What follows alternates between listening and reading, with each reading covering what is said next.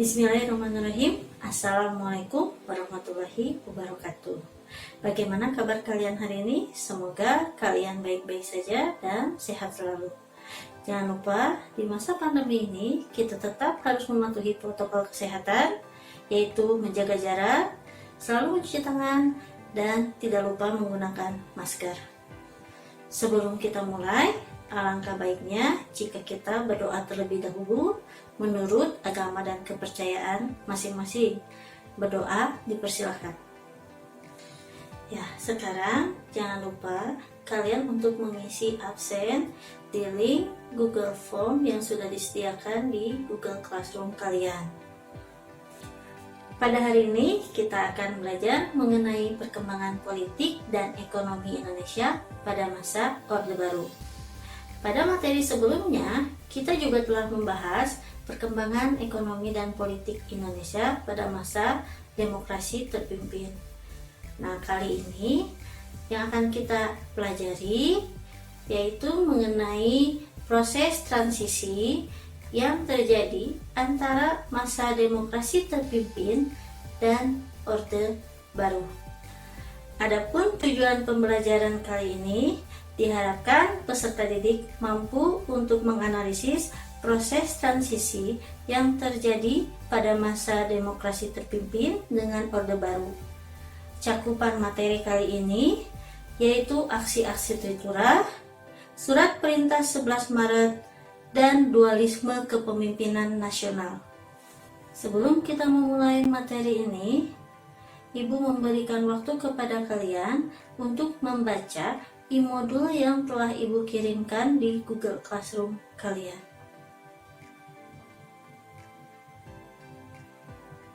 Bagaimana? Sudah selesai? Nah, sekarang simak penjelasan mengenai materi yang akan kita pelajari kali ini. Tahukah kalian apa yang dimaksud dengan Orde Baru? Iya, Orde Baru adalah sebutan bagi pemerintahan Soeharto di Indonesia, di mana Orde Baru ini mengganti pemerintahan Soekarno yang sering kita sebut dengan Orde Lama atau dikenal dengan demokrasi terpimpin.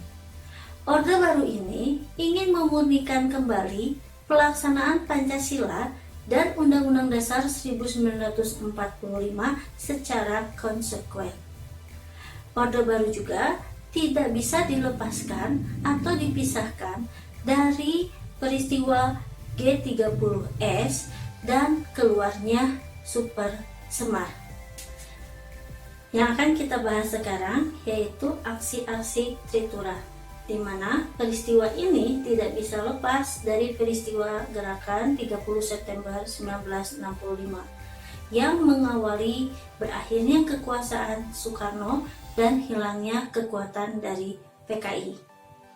Peristiwa ini menimbulkan kemarahan yang sangat besar bagi rakyat Indonesia, bahkan keadaan politik dan keamanan negara menjadi kacau. Perekonomian pun semakin memburuk, di mana terjadi inflasi yang sangat besar.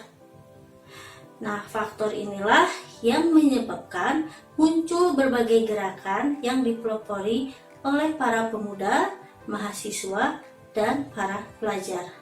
Mereka bersatu membuat sebuah gerakan yang disebut dengan Front Pancasila. Keadaan yang semakin memburuk mendorong para pemuda dan mahasiswa untuk mencetuskan Trikora, Tri Tuntutan Rakyat, di mana mereka mendatangi DPR GR dan mengajukan 3 tuntutan. Yang pertama, membubarkan PKI beserta ormas-ormasnya. Yang kedua, membersihkan kabinet dari unsur-unsur PKI. Dan yang ketiga, menurunkan harga bahan pokok atau perbaikan ekonomi. Ternyata tuntutan ini tidak dapat dipenuhi oleh Soekarno, terutama untuk membubarkan PKI, yang pada akhirnya menimbulkan aksi turun ke jalan yang dilakukan oleh para pemuda dan mahasiswa. Yang akan kita bahas selanjutnya adalah surat perintah 11 Maret atau yang dikenal dengan Super Semar. Latar belakangnya diawali dari demonstrasi yang menentang pemerintahan demokrasi terpimpin dan menuntut Soekarno untuk membubarkan PKI. Nah, hal ini yang mengakibatkan Soekarno perlu memulihkan kembali kewibawaan pemerintah karena kekecewaan rakyat terhadap kepemimpinan Soekarno. Selain itu, hal ini juga yang membuat keamanan Soekarno menjadi terancam.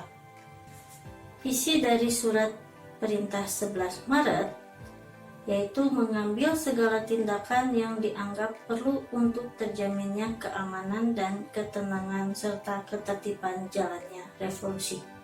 Yang kedua, menjamin keselamatan pribadi dan wibawa pemimpin revolusi atau panglima tertinggi. Yang ketiga, melaksanakan dengan pasti ajaran dari pemimpin besar revolusi. Dampak dari dikeluarkannya surat perintah 11 Maret. Yang pertama, kondisi keamanan negara dapat dikendalikan. Yang kedua, wibawa tentara semakin meningkat karena Soeharto sebagai pemegang mandat memiliki kekuatan politik. Yang selanjutnya kita bahas mengenai dualisme kepemimpinan nasional. Memasuki tahun 1966, terlihat gejala krisis kepemimpinan nasional yang mengarah pada dualisme kepemimpinan, di mana Soekarno yang pada saat itu masih menjabat sebagai presiden, pamornya kian merosot setelah tidak mendapatkan lagi kepercayaan dari rakyat. Sementara Soeharto yang mendapatkan surat perintah 11 Maret dari Soekarno dan berhasil membubarkan PKI semakin populer. Soeharto sebagai pengemban Super Semar diberi mandat oleh MPRS untuk membentuk kabinet yang disebut dengan Kabinet Ampera.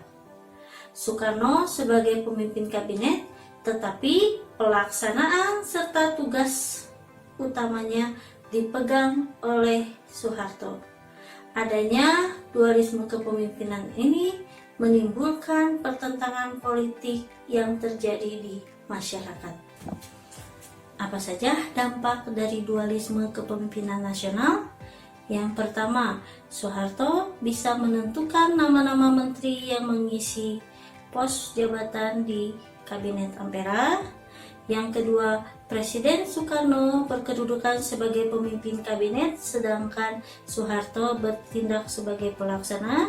Yang ketiga, popularitas dari Soekarno semakin merosot. Yang keempat, munculnya tuntutan agar Presiden Soekarno mengundurkan diri dari jabatannya. Nah, itu dia pemaparan yang sudah Ibu sampaikan. Kesimpulan yang bisa kita ambil dalam pembelajaran kali ini, kita bisa mengetahui tentang proses pergantian pemimpin yang ada di Indonesia beserta peristiwa yang melatar belakanginya. Nah, jika dari kalian ada yang ingin bertanya, silahkan tulis di grup WhatsApp atau di Google Classroom yang telah Ibu berikan kodenya. Jangan lupa kerjakan juga tugas individu yang sudah Ibu share di Google Classroom kalian. Itu tadi materi di pertemuan kita kali ini. Untuk minggu depan, kita akan mempelajari materi kebijakan politik dan ekonomi Indonesia pada masa Orde Baru. Baik, untuk mengakhiri pertemuan kali ini, kita berdoa terlebih dahulu menurut agama dan kepercayaannya masing-masing. Berdoa dipersilakan. Ya, terima kasih atas perhatiannya. Semoga pembelajaran kali ini memberikan manfaat untuk kalian. Dan jangan lupa kata-kata Bung Karno, jangan sekali-kali melupakan sejarah. Assalamualaikum warahmatullahi wabarakatuh.